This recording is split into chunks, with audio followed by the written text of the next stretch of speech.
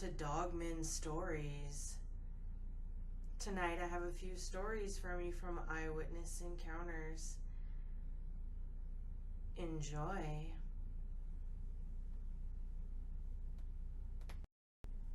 So when I was younger, 16 or 17 I think, I had an encounter with something strange in the forests near Danbury, Wisconsin.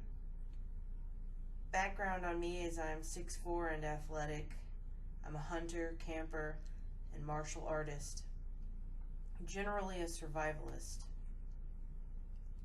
I was naive and didn't give nature the proper level of respect, and basically was a cocky teenager who felt invincible. Our cabin had been on Long Lake in Danbury, Wisconsin. The whole area is forested for the most part. I was there on vacation with my cousins and grandparents. It was a nice and hot summer day, and we had decided to play airsoft. I took airsoft really seriously. I wore full BDU woodland with a camouflage mask even. My cousin just wore jeans and t-shirt. We had a battle which I took into the woods where I felt comfortable.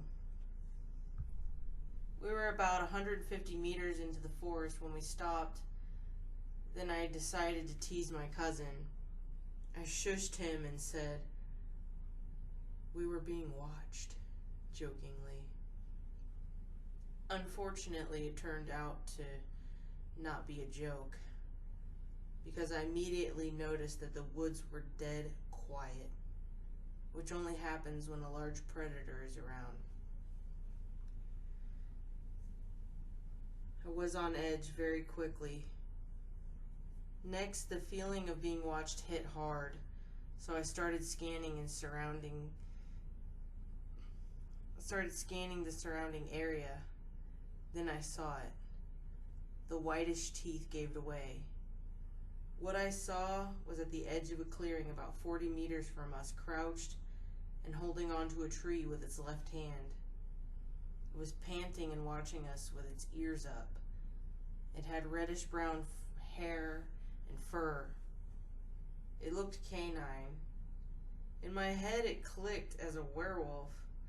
I said to my cousin, "We have to go," and he bolted. I still had my eyes on it when my cousin started sprinting. The creature charged. It ran on two legs for about 10 feet and then dropped to all fours. Then I turned and sprinted. I could hear it crashing through the woods behind us.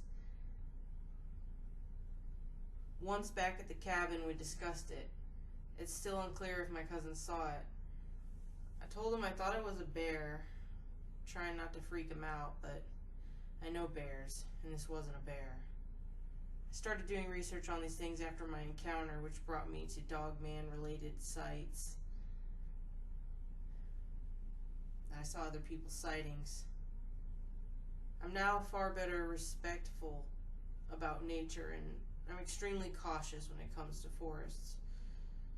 If I go into nature alone, I'm always armed, but prefer not to be alone. Always trust your senses and be aware of your surroundings. A few years ago, my dad and I were out on a hunting trip together in Minnesota, where we experienced something I'll never forget. Hudson was sleeping on the living room floor, and all of a sudden he started barking. I mean, barking like he was about to smash through the door and attack whatever was out there. My dad and I went out into the living room to calm him down, but he was standing at the door, hair standing up and barking like mad. My dad repeatedly tried to calm him down, but to no avail. Hudson started pawing at the door, all the while continuing his bark. I looked out the window expecting to see a wolf or bear wandering around, but I couldn't see anything at all. There's a motion sensor on the front of the cabin to deter the raccoons in the middle of the night, and that wasn't even tripped. Eventually, Hudson calmed down, but he was still restless the rest of the night. I could hear Hudson walking around the cabin. It was almost as if he was standing guard over the whole place. We went out for our first day of hunting, but there wasn't anything worth firing a shot at. We went out on the porch for another cigarette. My dad pointed out that the night was unusually quiet, and I pointed out that the day was too. Something off was going on around these woods. Hudson started barking again, even more ferociously than the last night.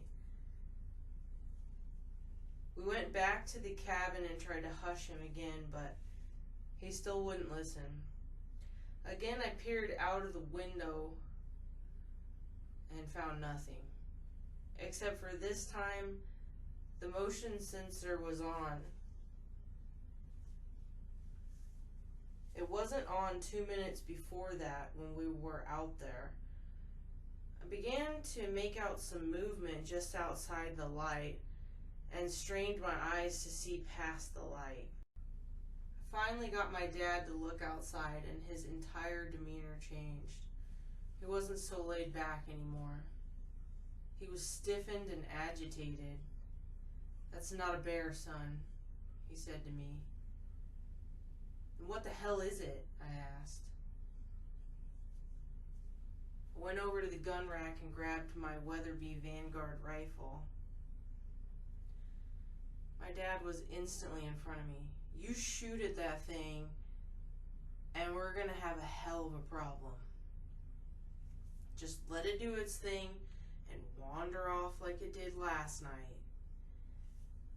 I went to the window again and looked outside. The motion sensors were off, but I could just make out movement. It was still there. Hudson quieted down and started pacing around again. I told my dad I think it left, and he looked like he was relieved.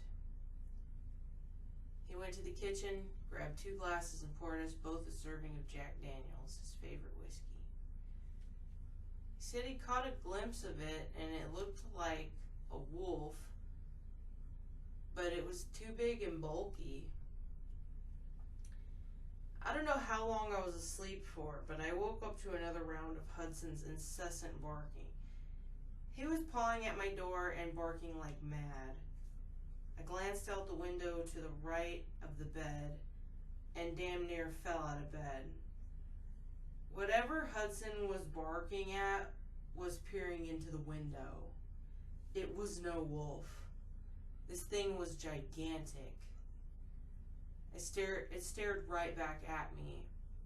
It was furry and black, had yellow eyes that looked like they were glowing, ears that were triangular and sitting on top of its head, long canine teeth, and a long wolf-like muzzle. It looked to me like it was hunched over or crouching down so it could look in the window. Then it licked the screen on the window. I leapt out of bed and bolted out of the room. My dad was already awake, and I started yelling at him that that thing was back outside. I grabbed my rifle again, not caring about my dad's warning, but it was gone. My dad was right behind me and told me not to shoot, that it would just piss it off. He told me he thought it was a werewolf. I saw it with my own eyes. It really did look like werewolf. Like from the Underworld movies. He told me that when he saw it. It was standing on 2 legs, and it must have been at least 8 feet tall.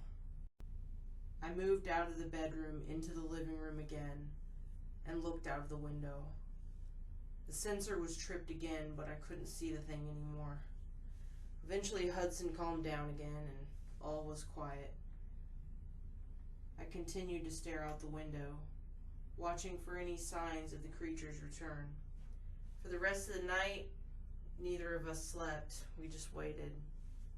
Every time Hudson got up, my body twitched, waiting for him to start barking again, but he never did. The sun rose and we walked around the cabin, but found nothing. We trekked out into the woods, but didn't go too far into them. There were no signs of that werewolf monster. No signs that he'd been there the night before. I thought to myself, maybe Hudson could pick up on the trail, and when I said it aloud to my dad, I heard how foolish I sounded. It dawned on me that I didn't actually want to find proof that this thing was out here, and I definitely didn't want to find the thing itself. My dad said we should probably just go back to the cabin and pack up. I didn't have a problem with that. Back in the summer of 1995, I was 15 years old and I spent a lot of my time out at my grandparents' house in a very backwoods rural area, a little southeast of Little Rock. They lived down a series of networked dirt roads in the same house they had been in since my mom was a child. The closest town was roughly 10 miles as the crow flies, and the nearest neighbor was about 2 miles up the road. Now, I grew up in the woods, and my entire childhood was spent playing in them, hunting in them with my grandpa. By 15, I was pretty well versed in the native wildlife. But this one evening in the summer of 95, I saw something that would make me question everything I ever knew and make me never want to return to the woods again. When I stayed with my grandparents, my grandfather had a very strict policy of being inside the house by nightfall. One evening, my cousin and I strayed out a little too far, and darkness began to set in on our way back.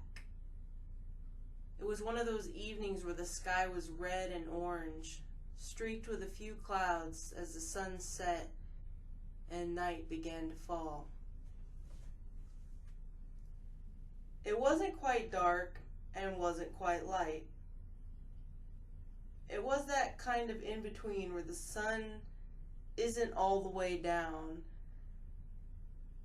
The sun was low on the horizon, casting eerie shadows across the landscape, and everything takes on a more sinister tone than it does in the full daylight.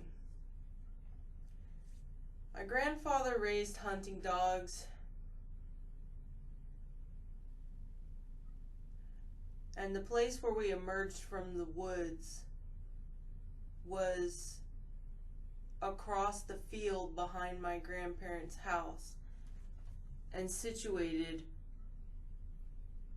right here just into the tree line was a dog, and across from it was a dog pen, and across from it an old barn from an era of days gone by that was no longer used, and we were forbidden from entering because of its dilapidated state. It was in that very spot that the way I looked at the world would be forever changed. As we neared the dog pen, we could hear all of my grandpa's hunting dogs making quite the racket over something. As we approached, we could see them all looking toward the barn, hackles raised and letting on that something was over in that direction. It was about this moment my nostrils were filled with the strong odor of wet dog, rotting animals, and piss. It was so strong, it made me and my cousin both start gagging.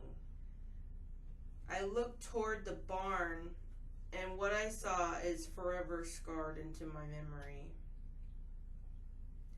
A creature resembling a canine was peering at us from around the corner of the barn. It had one hand wrapped around the corner, and only the top half of itself was exposed.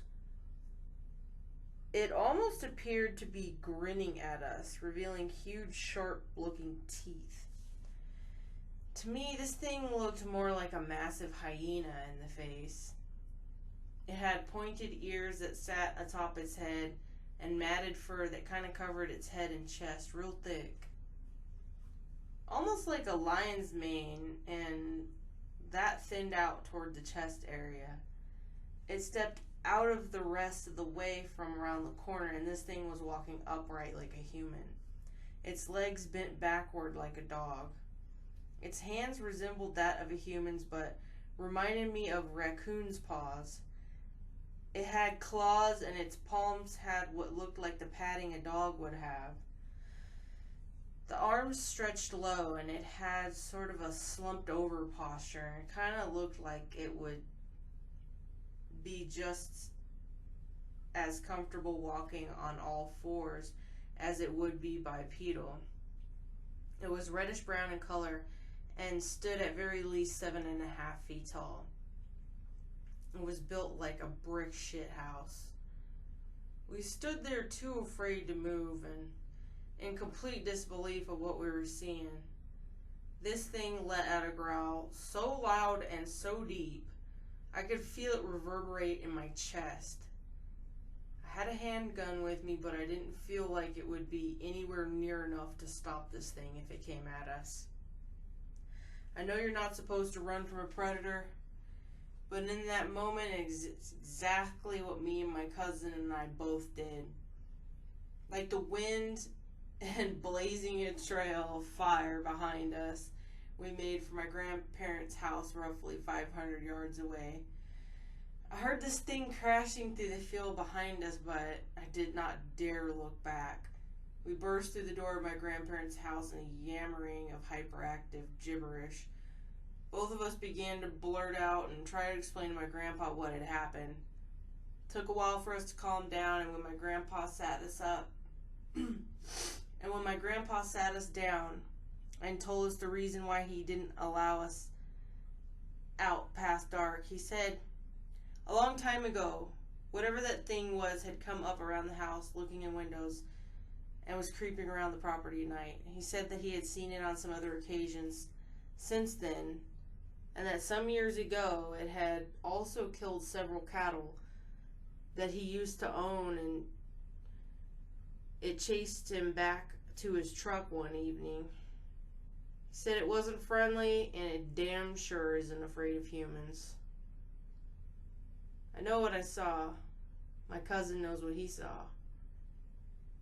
It wasn't a misidentified animal. It wasn't anything I've ever seen in my life before or since then. This thing scared me so badly, I have never been back to those woods since, and I rarely venture into any woods at all these days, 22 years later. People need to know that these things are real. They're out there, and they ain't friendly. Thanks for tuning in to DogMan Stories. If you liked this video, give it a like.